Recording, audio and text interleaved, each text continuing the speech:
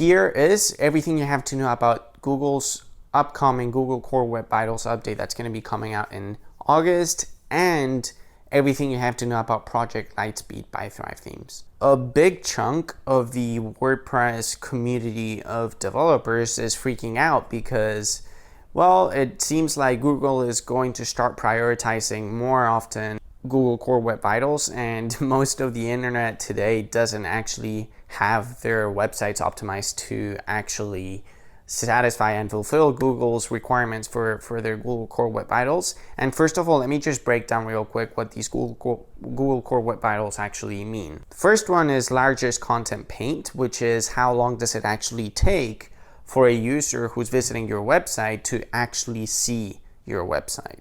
The second one is first input delay, which means that, okay, now that someone has actually seen your website, how long does it take them to actually be able to engage and interact with it? So how long does it take them to actually be able to scroll on your website or click on a link on your website, or anything that's actually engaging with your website? And the last one is cumulative layout shift, which is does your actual website stay still once it's fully loaded, or does it actually move around up and down depending on, are you popping up ads, or do you have too many pop-ups going on?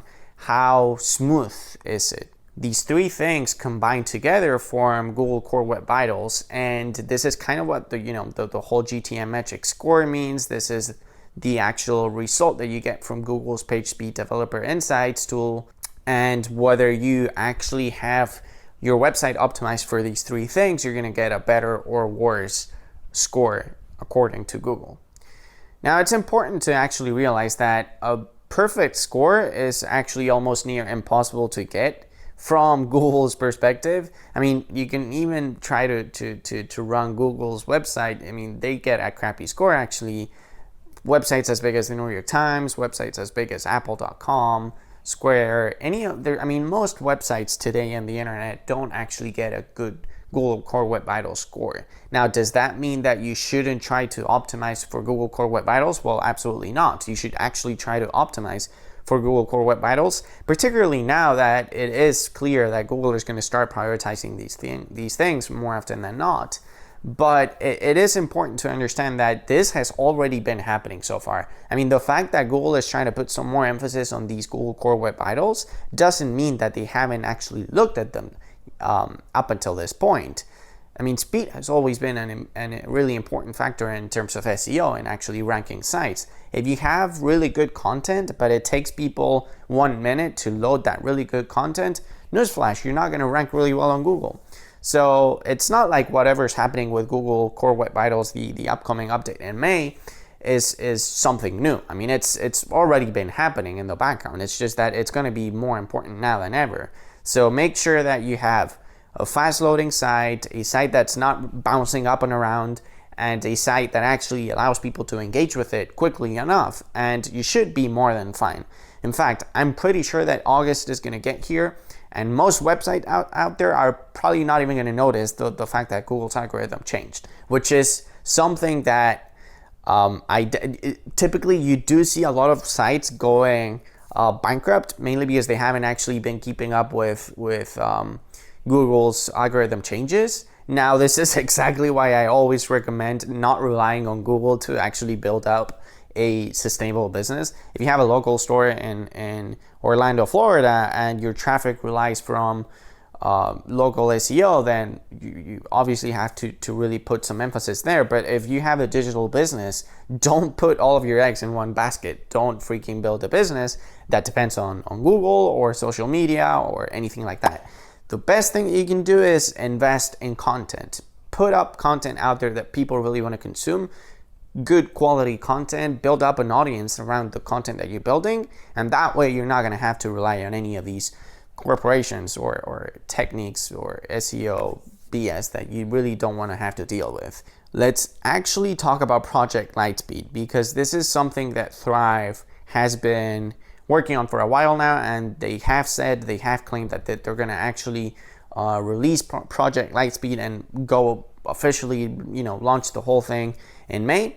And Project Lightspeed actually consists of optimizing both Thrive Theme Builder and Thrive Architect. That's pretty much the entire Thrive suite of plugins to comply with Google's new Core Web Vitals policies. Now, Thrive has been very, very, very good at actually delivering these past few years, but they haven't really been very smart about communicating the way they've been doing things so far. If you read Thrive's blog post, you're gonna see that they talk about, not having prioritized first content paint that much because they really wanted to load the most amount of CSS and JavaScript during the first visit, rely on some caching service, whether it's through a caching plugin or hosting or something, to store all of that CSS and JavaScript and make sure that the second, third, fourth, and so on visits from a user are more smooth than the first one, but that totally defeats the purpose of SEO. I mean, Google really is rewarding websites that are fast, that they load really quickly for people that are visiting your site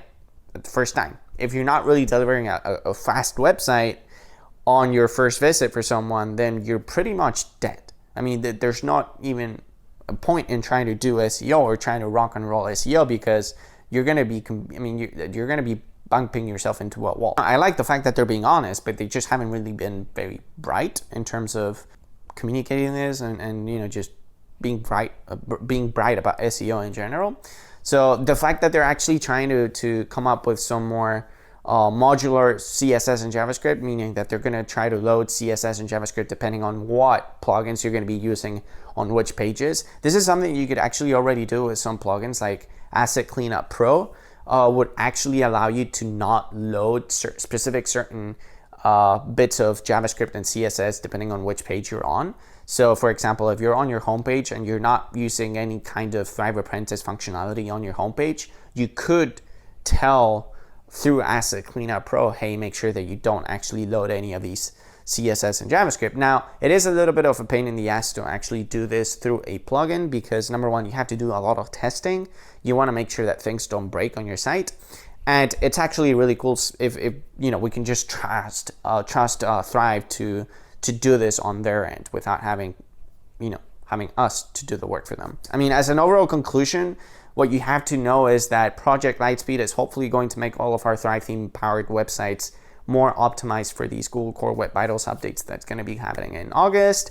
And number two, just please focus on content, put good content out there. If you're not building or if you're not investing in content, and you're simply running ads and trying to position on Google through ads, then I mean, that's kind of like that's really a terrible and miserable lifestyle to live, in my opinion. I mean, it's just not a game that I want to play. If you do rely on that kind of game, just make sure that your website is fully optimized and for this upcoming algorithm change. And if you have any questions, just drop them down below, and I'll talk to you guys in the next video. Thank you.